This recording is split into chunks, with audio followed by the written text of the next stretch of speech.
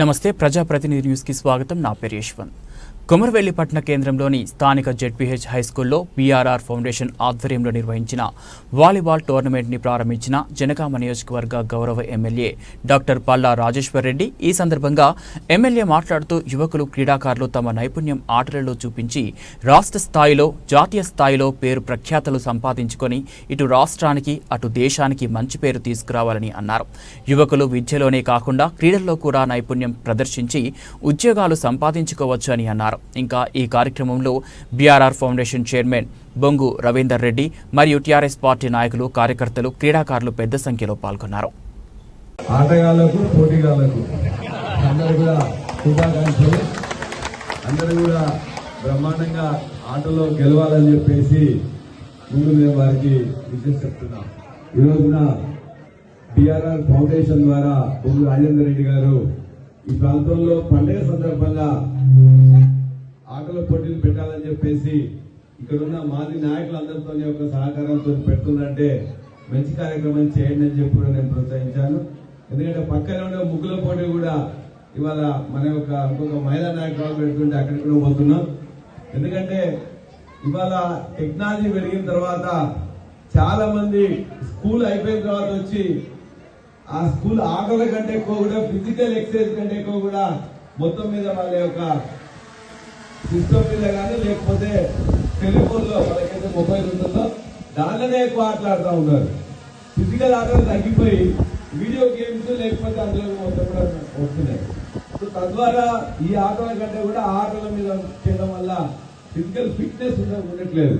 కాబట్టి ఇది ఒక మంచి కార్యక్రమం. ఇవాళ వాలీబాల్ అనేది భారతదేశానికి మన యొక్క వరంగల్ నుంచే అనేక మంది క్రీడాకారులు రిప్రజెంట్ చేశారు. అందులో వరంగల్లో భాగంగా ఒకప్పుడు వరంగల్లో భాగంగా ఉన్న కొమరవెల్లి కానీ చేర్యాల కానీ ఇవాళ ఈ ప్రాంతంలో చేర్యాల్లో భాగంగా మన కొమరవెల్లి ఉండేది. ఒక కొమరవెల్లిలో ఇవాళ ఎన్ని టీంలు వచ్చినాయంటే చాలా సంతోషం. ఇప్పుడే ఐనాపూర్ లో వాళ్ళ టీంలు 3 టీంలు ఉన్నాయని చెప్పి వాళ్ళు చెప్పిండ్రు.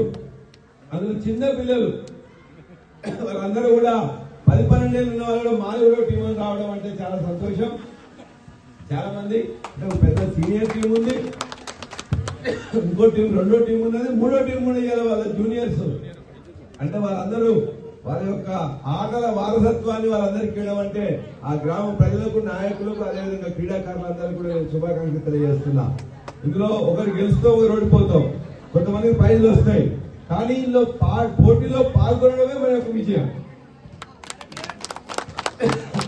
కాబట్టి బొంగు రాజేంద్ర రెడ్డి గారిని కూడా నేను అభినందిస్తున్నా. ఇది కష్టంగా ఉంటున్న పని. అందులో ఒక కార్యక్రమం చేస్తున్నట్టు అనేక మంది కూడా ఇన్వాల్వ్మెంట్ కూడా చేయాలి.